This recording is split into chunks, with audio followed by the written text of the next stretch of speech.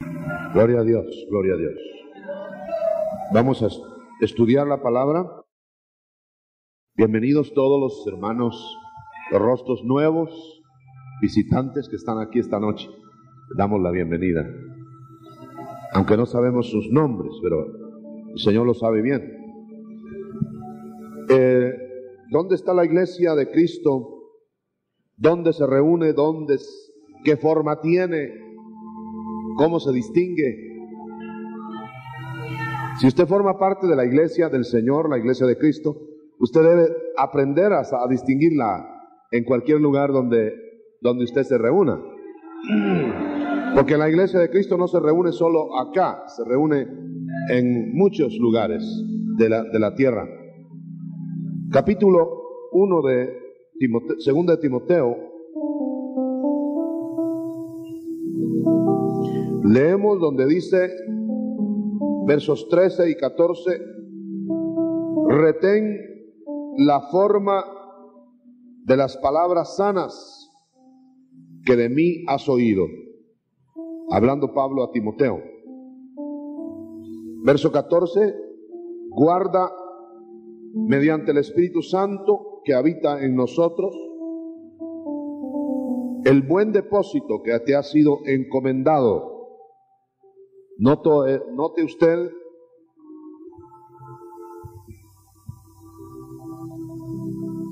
usted hermano que dice dos cosas. Retén la forma, hasta la forma de las palabras apostólicas, o sea, las originales de los días de Pablo, y luego guardar hoy el depósito por el Espíritu Santo. Amén. Son dos aspectos que vamos a notar que la iglesia de Cristo debe conservar, debe tener para ser iglesia de Cristo. Vamos a orar por las peticiones, la ofrenda y todo lo que ha de hacerse en esta noche. Padre que estás en el cielo, bendice la reunión de esta noche. Ya la has bendecido, pero abúndala, Señor, en palabra, en todo lo que ha de constituir honra a tu nombre. La ofrenda también bendícela de manera directa, ahí donde se ha depositado, para que sea multiplicada y utilizada adecuadamente. Gracias en el nombre de Jesús. Amén y amén. Siéntense, hermanos. Vamos a buscar el consejo de la palabra de Dios.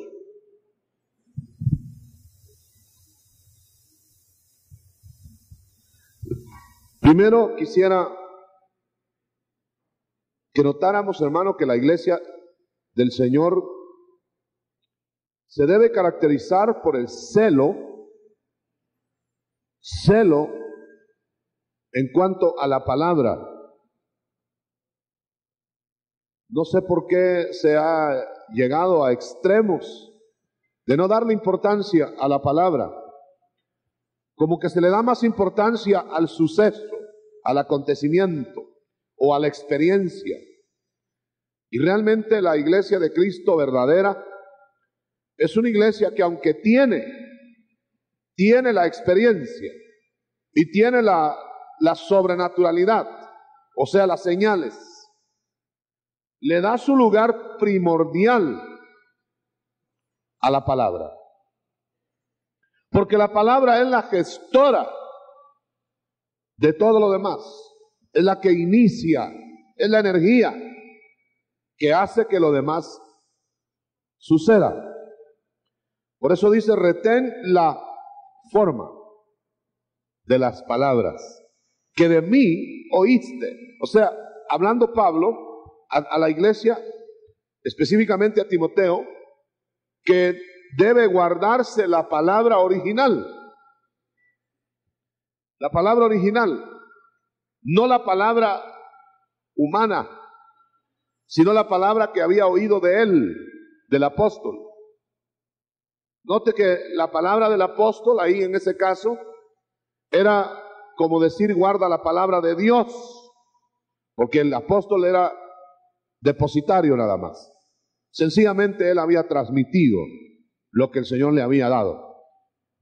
El Señor mismo dijo a sus oyentes, cuando estuvo ministrando en la tierra, que la palabra, como la recibían de Él, la recibirían también de los seguidores. O sea que delegó la palabra, el ministerio de la palabra.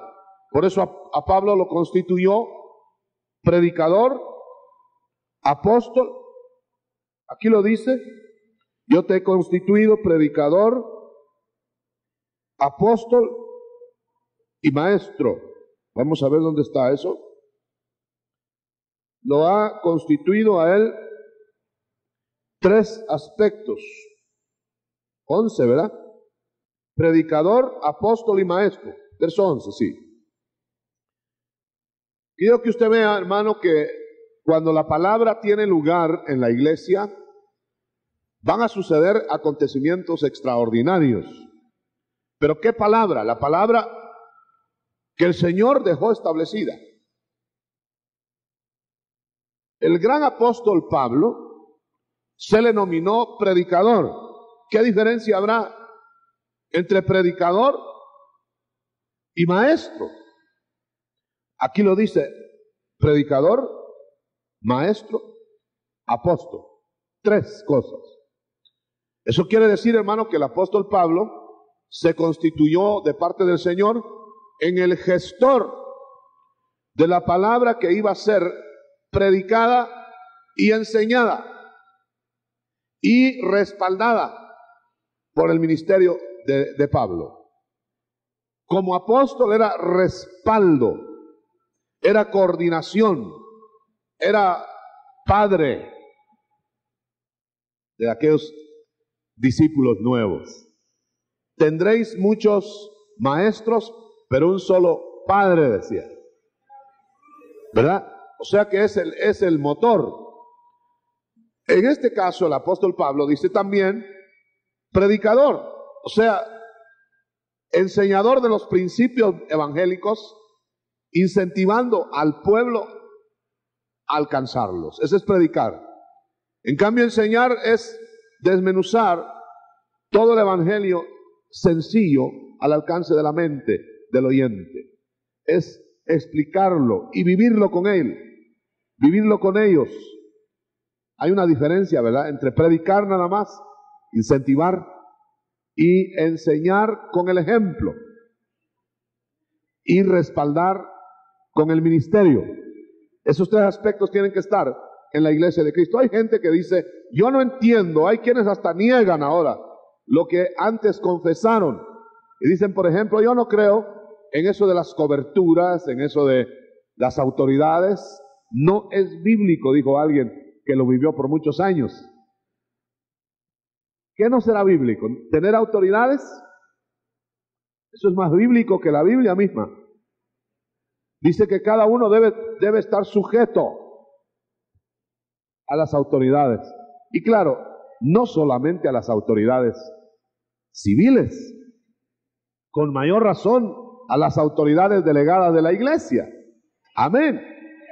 Nadie debe estar suelto, sin cubierta. Por eso es que la figura de la iglesia ascendiendo, cuando Rebeca sube a buscar al amado, se cubre con un velo, Rebeca como iglesia, porque está cubierta, está protegida, está bajo autoridad. Eso quiere decir, claro, cuando a la gente no le conviene, ya no cree ni en las coberturas, ¿verdad? Porque le conviene estar libre, hacer como él quiere. Pero la Escritura lo marca positivamente. Hay que sujetarse. Y quiero decirle algo que me llamó la atención de manera grande aquí en el verso 9. La iglesia de Cristo, la iglesia verdadera, no es una iglesia que maneja un evangelio improvisado. No es un evangelio a lo que sale, ¿no? No es un evangelio a lo que se le ocurre al predicador, sino que dice en el verso 9 que es un evangelio gestado desde la eternidad. Fue dado en Cristo Jesús desde la eternidad, pero manifestado ahora, dice.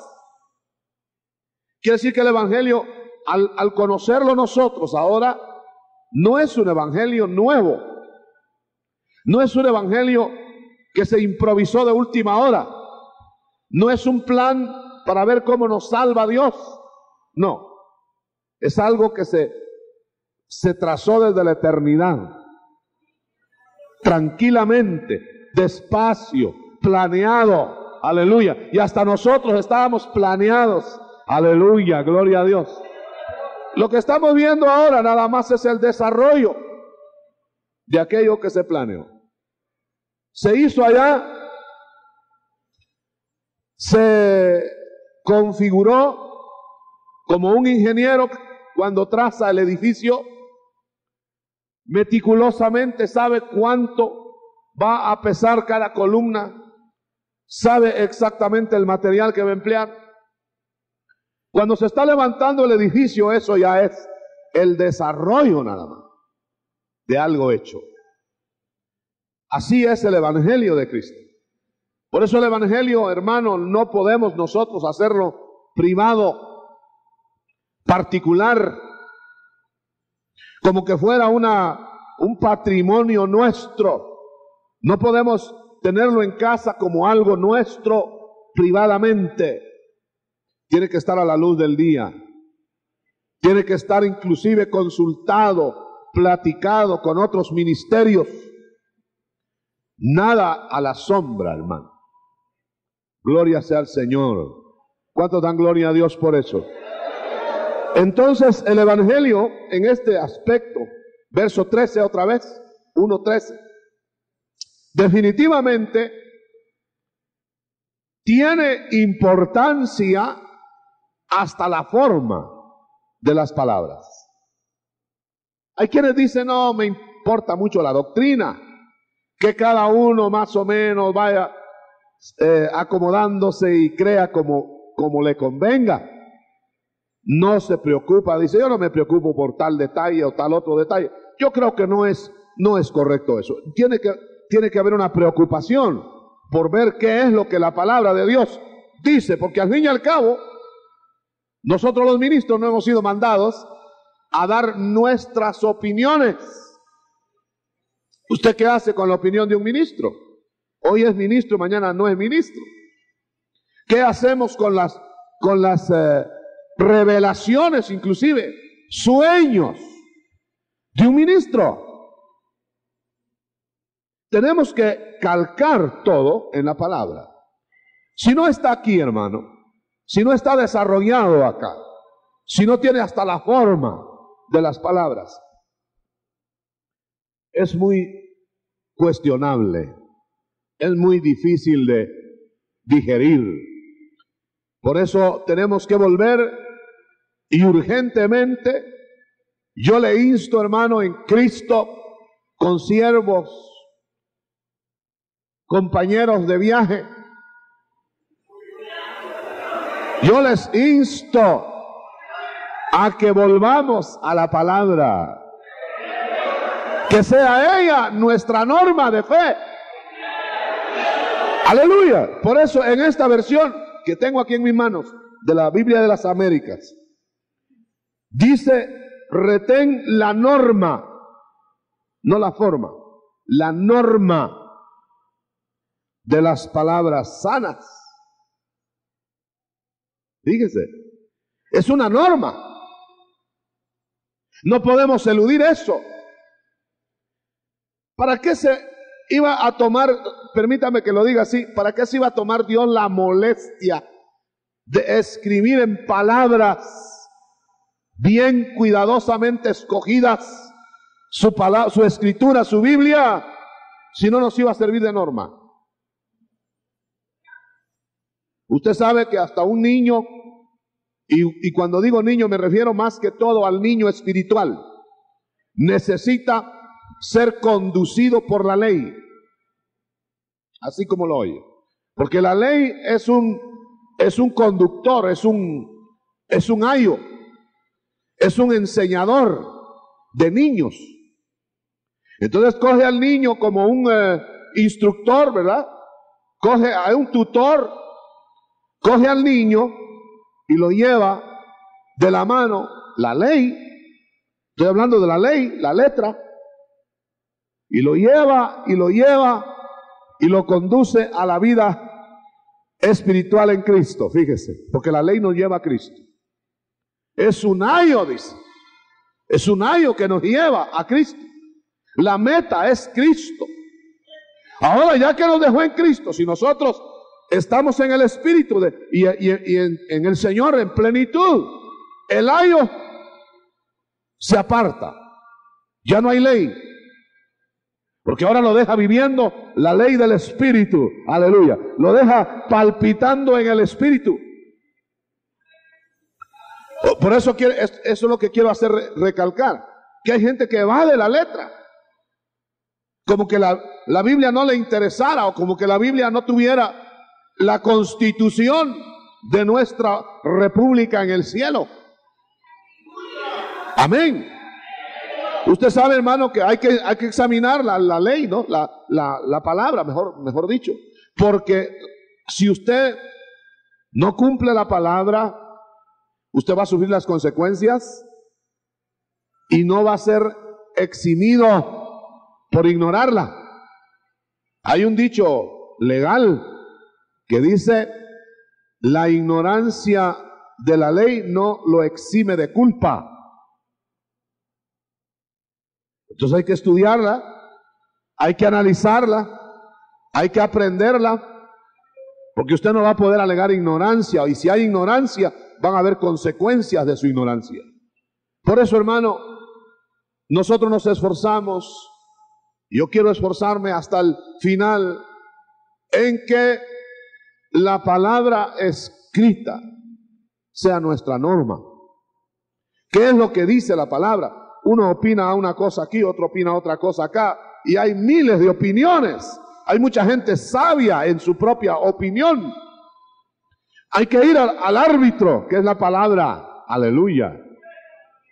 En el Nuevo Pacto, Nuevo Testamento, es menos complicado que en el Antiguo. En el Antiguo hay mucha figura, hay mucho principio que hay que discernir a la luz de muchas cosas. Pero en el Nuevo Testamento está claro. Ahí se nos dice evidentemente, claro, cómo es. Le voy a poner un ejemplo muy conocido. En el Antiguo Testamento usted ve que algunos hombres tenían varias mujeres, esposas.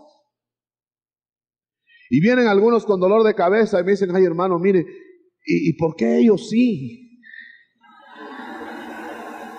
Y ya sé yo el espíritu que trae, ¿verdad? Sí le digo, pero nosotros no. Aleluya. Hermano, no son ni siquiera responsables con una, que van a hacer con varias, ¿verdad? Oiga bien. Esto quiere decir, hermano, que hay cosas que no entendemos muy claras en los pactos anteriores. Y estamos a veces más preocupados de los pactos anteriores que del pacto presente. En el pacto presente dice el Señor que no hay más que una mujer para el varón. Ya está, ya. Bueno, ¿por qué le vamos a buscar 3 pies al gato? ¿Verdad que está claro? O se necesita una teología especial para averiguar que una para cada varón quiere decir una para cada varón, ¿verdad? ¿O hay que buscar otra interpretación? A eso me refiero. Por eso el nuevo pacto debemos estudiarlo a fondo, porque tiene todas las instrucciones para presentarte a ti perfecto ante Dios. Dice la palabra, es suficiente para presentarnos irreprensibles. Eso quiere decir entonces que si vamos a ser acuciosos de la palabra escrita en el nuevo pacto, es suficiente para que tú y yo seamos madurados en el Señor. Pero hay que oírla, hay que atenderla hasta la forma. No te escudes en tus opiniones. No traigas tu propio criterio. Bájate de ese caballo. Es un caballo de orgullo. Y ven a lo que el Señor quiere. No trates de amoldar la Biblia a tu andar, sino tu andar a la Biblia. Amén. ¿Cuántos dicen amén? Está poniendo seria la cosa. Retén hasta la forma de las palabras que de mí oíste. Porque vienen tiempos, ya llegaron, ya están, en que cada uno tendrá su propia doctrina. Vendrán tiempos, dice la Escritura, y ya están, en que se volverán a las fábulas, cuentecitos de hadas. Se van a volver a un evangelio improvisado por la mente caliente de algún ministro. Y este evangelio es eterno. Oiga, fraguado en la eternidad. Aleluya. Vale la pena oír lo que se hizo en la eternidad. Verso 9. Ahora nada más lo estamos oyendo, pero esto se ha llevado eternidad de años. Tuvo que hacerse un plan perfecto. Hubo una persona que se entregó en el plan. Así que vale la pena entonces llenarnos de este evangelio. Y la iglesia de Cristo verdadera le da importancia a la palabra más que a cualquier otra cosa. Que tiene una experiencia fulano, qué bueno. Que otro fulano tuvo otra experiencia, maravilloso, magnífico. Pero tiene que ser la palabra de Dios la que nos da la pauta. Amén. Van a venir tiempos de mucha experiencia nueva, que no va a tener versículo literal que usted pueda comparar con su experiencia, pero va a tener, la palabra de Dios ya la tiene, todos los principios que no van a poder ser rebasados, no van a poder ser desbordados sin el peligro de caer en cualquier cosa menos en un evangelio auténtico. Usted ve que ahora, por ejemplo, hay tanta denominación, hay tanta agrupación cristiana alrededor de opiniones humanas, alrededor de que porque fulano soñó, ¿qué tal si yo actúo por sueños, hermano? Si yo sueño que usted estaba tomando licor en la noche, vengo y lo suspendo ahora, ¿verdad? Sin averiguar más nada. Hay gente que depende de sueños nada más. Y depende de supuestas visiones. Y que conste que no estamos diciendo que no hay visiones. Hay. Verán visiones vuestros jóvenes, dice. Y vuestros viejos, como solo viven durmiendo, dijo no sé quién, soñarán sueños. No, hermano, son viejitos que van a ver las cosas bien claras, juntamente. Demos gloria a Dios por los hombres avanzados. Aleluya. Maduros. No solo los patojos son los que valen la pena. Hay también gente que pesa por los años. Gloria a Dios. Gente que se le ha visto seguir una sola línea.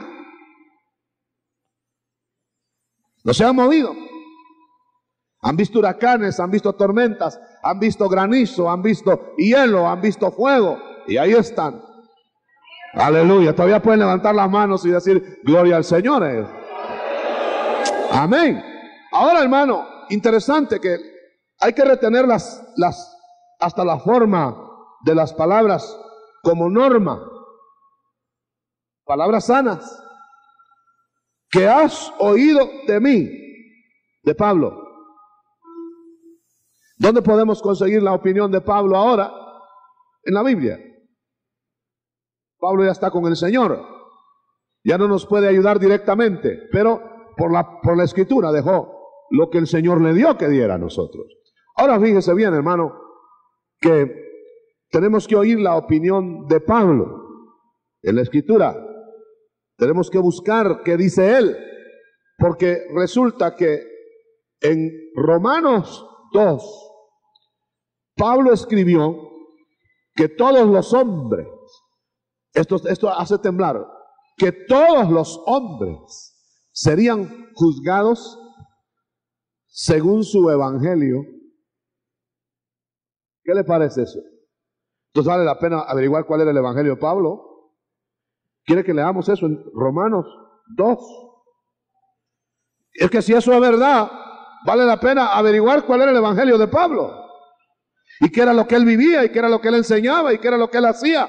Porque dice que nos van a juzgar con el evangelio de él. Romanos 2, 16, dice el hermano que computó rápidamente. En el día en que según mi evangelio Dios juzgará los secretos de los hombres mediante Jesucristo. ¿Qué le parece? O sea que Jesucristo va a juzgar a los vivos y a los muertos. Y el código de juzgamiento será la palabra revelada a Pablo.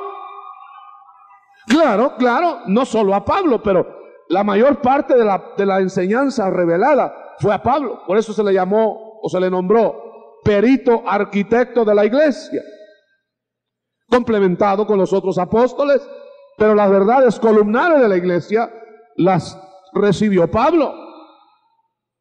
Por eso a nadie le podemos preguntar del arrebatamiento sino a Pablo. Hay gente que no platica con Pablo, no lee a Pablo, y como no lee a Pablo y busca por todo el resto de la Biblia el arrebatamiento y no lo haya. Y dice no hay arrebatamiento porque no está en ninguna parte. Si no platicó con Pablo, que es el perito. Y el perito arquitecto de la iglesia, no del reino, no de la salvación. Pablo no tiene mucho que enseñarle a Abraham, ni a Isaac, ni a Jacob, porque ellos más bien lo vivieron antes que Pablo. Pero tiene mucho que enseñarnos a los de la iglesia.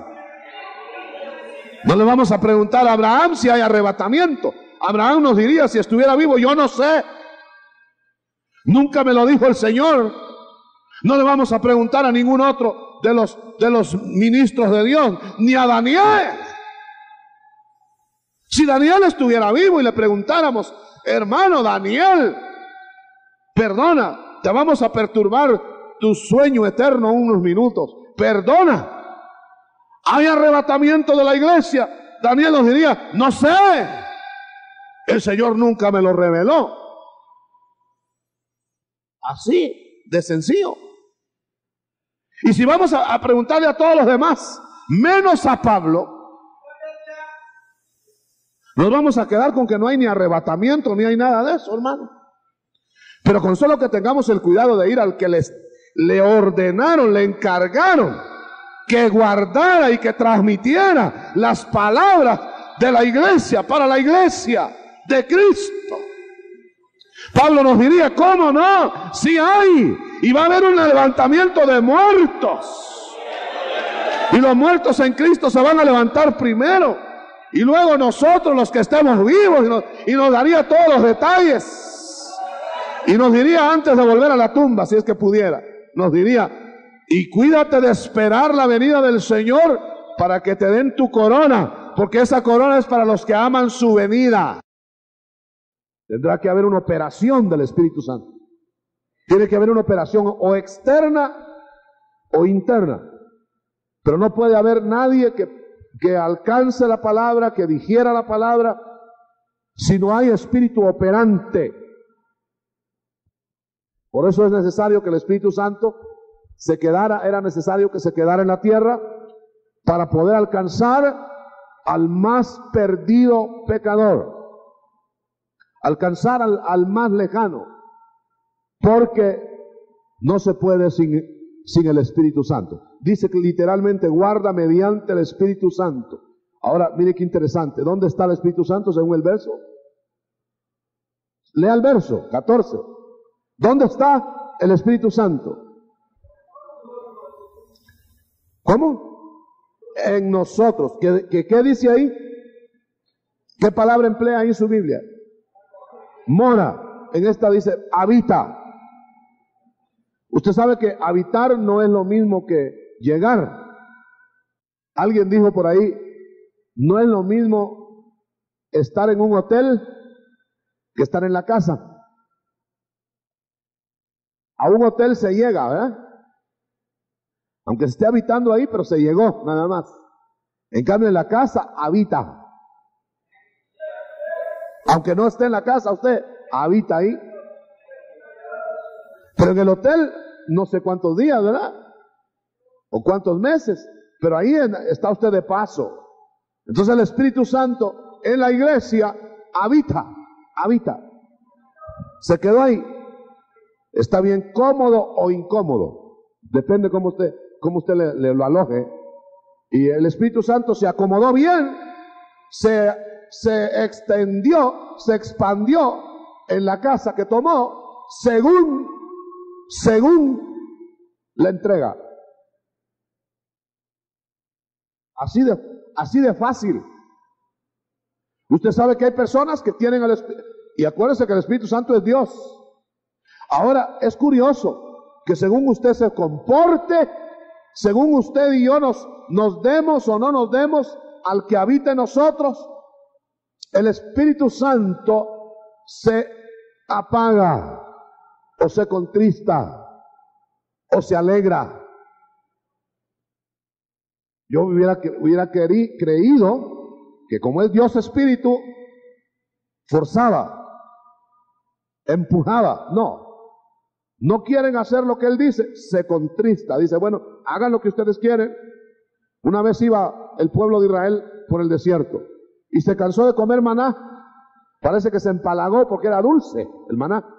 Sabroso dice que era, pero de tanto comer maná se cansaron y le dijeron, Señor, queremos carne. De caprichitos estaban en el desierto. Queremos carne. Y de paso que le pasaron el recado a Moisés. Y dijo Moisés, esto es imposible. ¿Acaso hay ganado aquí? Pues no hay vacas, no hay nada, es desierto. Y Moisés se afligió bastante, pero Dios sí supo mandar carne. Yo quiero que lo note. Mandó carne, pero, como fue un capricho, como fue un deseo de ellos y no del Espíritu, como Dios no quería eso, pero les concedió la carne, pero al mismo tiempo, dice, les puso debilidad en el alma.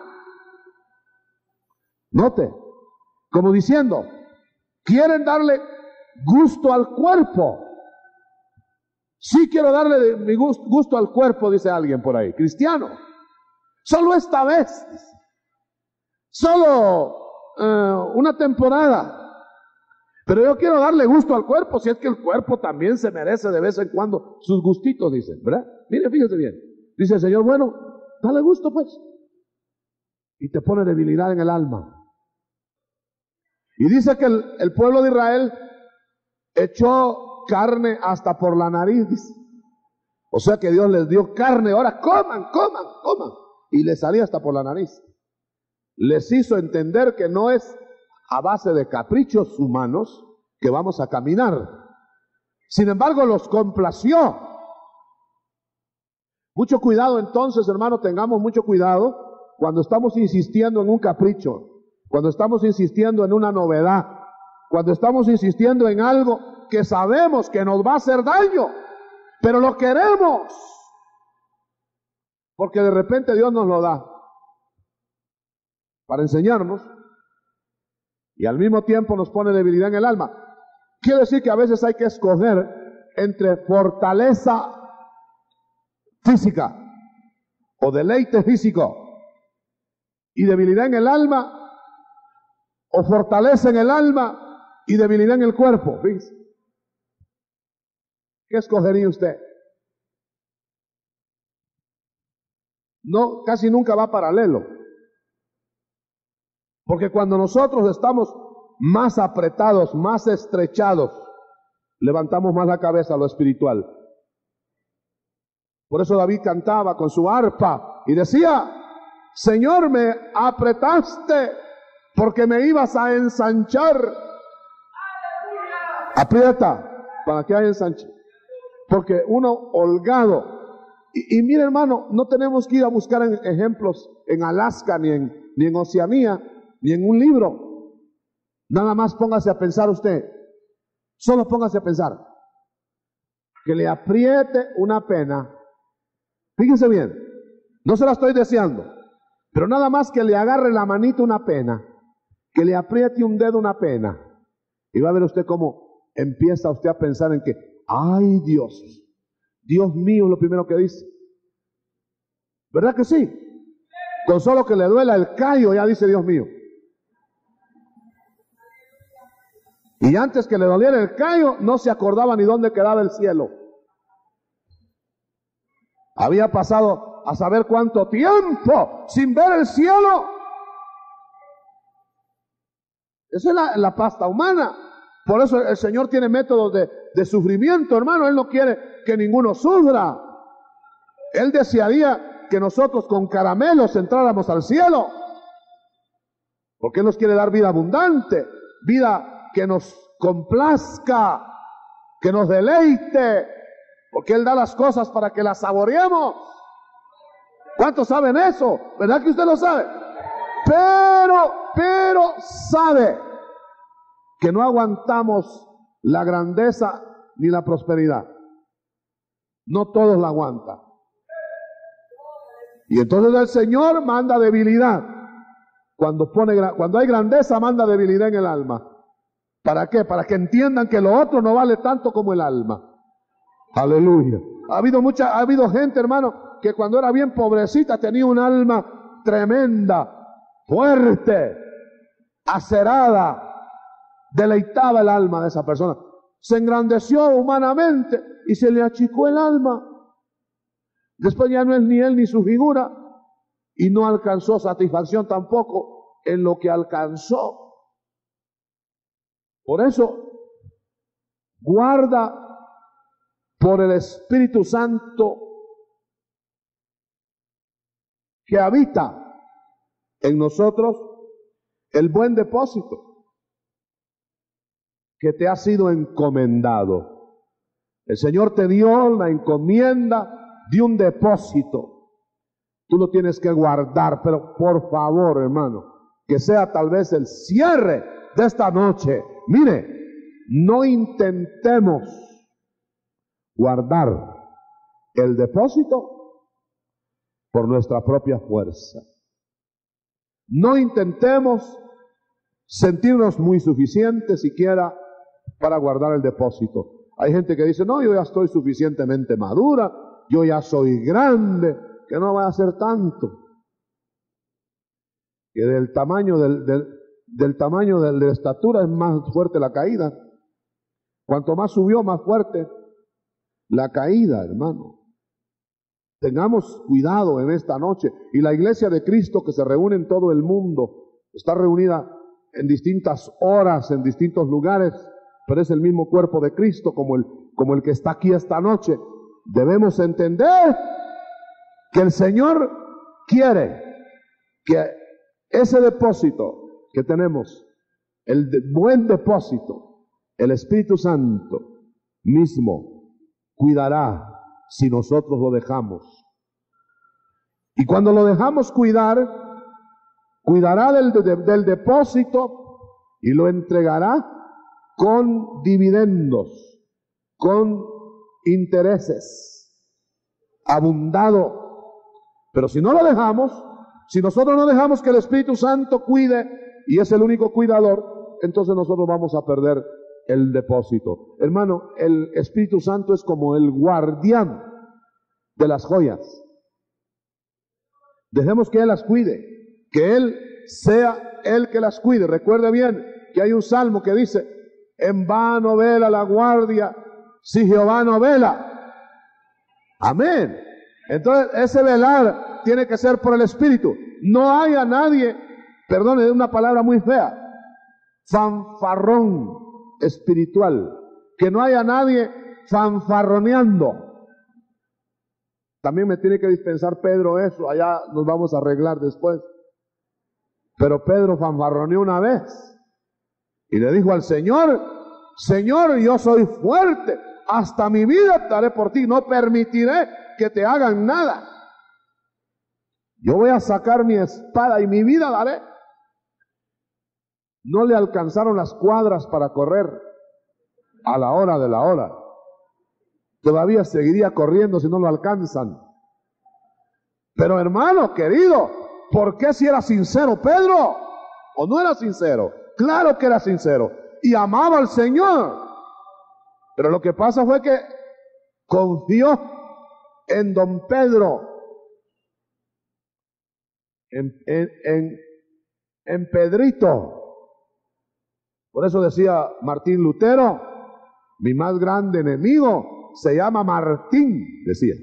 Él se llamaba Martín, ¿verdad? Martín es mi enemigo. Ni el diablo es mi enemigo, dijo, si mi peor enemigo es Martín. ¿Cuál es tu peor enemigo? ¿El diablo? ¿El vecino? No, tú mismo. Porque nosotros en nuestra carne nos hacemos daño y nos reducimos de horizonte y queremos hacer la tarea del Espíritu y nos vamos de cabeza. Queremos lo que el Espíritu no hace, lo queremos hacer nosotros. Imagínense, nos creemos muy, como dicen allá por mi tierra, muy guapos. Yo puedo, yo voy a hacer esto y el otro. Y dice el Señor: mira, en Santiago, no hables así, dice, porque no tienes poder, pero ni para un minuto que sigue. Y dice: mañana haré, mañana iré, mañana, ¿qué? ¿De quién es mañana? Le dice el Señor. El mañana es de Él, hermano. Así que en esta noche, dos pilares. Por favor, los fija bien en su corazón. Retenga hasta la forma de las palabras del Evangelio. No acepte otra cosa. No acepte que le den otra cosa que no tenga la forma de la sana palabra de Dios. Y segundo, retenga la vida del Espíritu por el Espíritu. Voy a darle la fórmula para cerrar de las palabras del Evangelio eterno. Está en un versículo que a mí me gusta mucho en Hebreos. Quizá usted ya va imaginando cuál es. Capítulo 2. Quizá alguien pregunte en esta noche: hermano, perdone, hermano, antes de que termine. Hay tantas versiones evangélicas, hay tantas doctrinas evangélicas, y todas dicen que esa es, y esa es. Y aquí por esta vez que viene esta noche dirá alguien: aquí dicen que esta es. No, yo no le digo que esta es. Mire, ya ve, no digo igual. Yo no digo que esto es. ¿Cuál esto? Esto que se hace aquí no digo que es. Lo que yo digo que es el Evangelio que está aquí, en la Biblia. Ahora, si mis preciosos hermanos y hermanas que me acompañan aquí cada vez estamos viviendo en ese Evangelio, entonces sí está aquí. Pero antes de estar ahí, está aquí, en la Biblia. Miremoslo. Capítulo 2 de Hebreos. Dice, verso 3, verso 2 inclusive, la palabra hablada por los ángeles, hablando de pactos antiguos, anteriores, llegó a ser o resultó ser inmutable. Se cumplió todo. Está diciendo aquí. Y toda transgresión y toda desobediencia recibió una justa retribución. Está diciendo, hasta los pactos menores anteriores se cumplieron. Dios los respaldó. No falló nadie.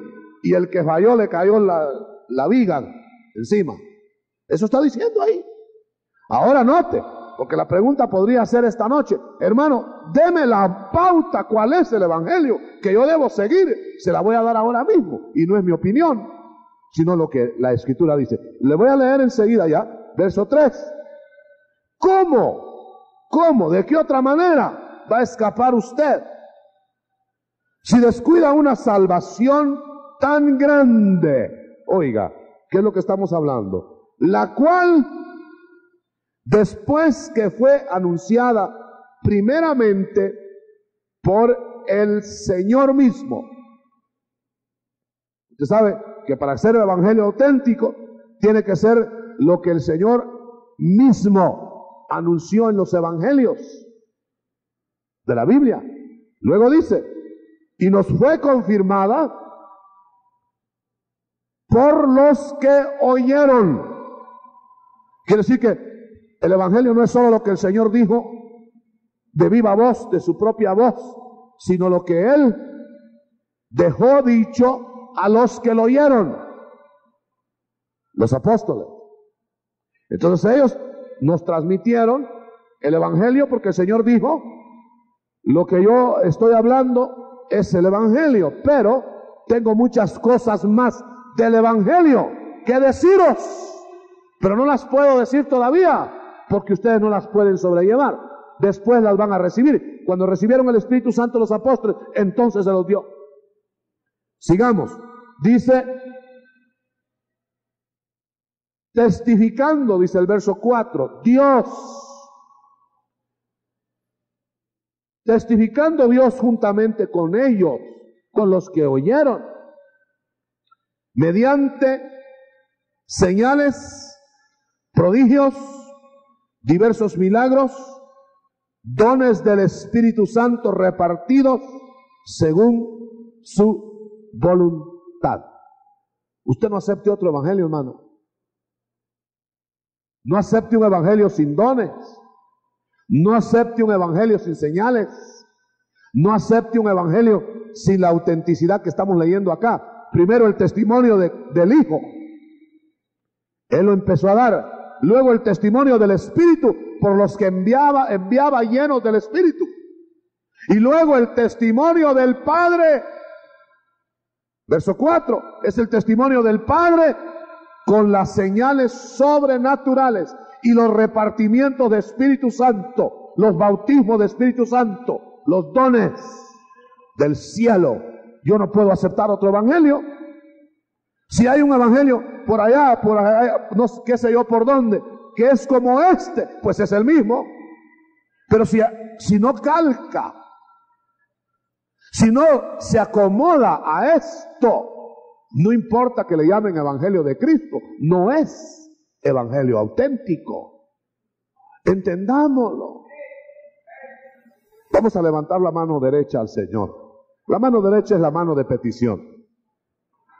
Si usted quiere hacer una oración comprometedora que le va a beneficiar a usted mismo, hágala. Yo cada vez que puedo la hago. Y le digo: Señor, yo me comprometo contigo. Yo me comprometo cada vez a seguir la forma y guardar el depósito tal como los santos apóstoles que dieron su vida lo transmitieron. No acepte otra cosa. Puede ser muy lindo, muy precioso lo que está oyendo, pero si no se parece, si no calca en esto, rechácelo. No vaya a perder el fruto de su trabajo. No vaya a ser que al final venga a ser eliminado, dice, de la lucha. Comprometámonos con el Señor. Yo no puedo cuidar sus compromisos, pero el Espíritu Santo va a oír su compromiso y se lo va a cuidar. No permitiré, dice el Señor, que ninguno de mis santos sea confundido. Yo voy a ministrarle en esta noche. Hay gente, hermano, confundida, Cada viento de doctrina se lo lleva. Yo voy a ministrar sobre las personas que tienen confusión. Aquí hay personas que tienen confusión en su mente. Andan detrás de doctrinas en vez de detrás de la persona de Cristo. Yo voy a tomar autoridad en el nombre de Jesús. Y yo reprendo toda astucia del enemigo y toda turbación y todo lo que le aturda. En el nombre poderoso de Cristo, yo ato toda potestad. La ligo en el nombre de Cristo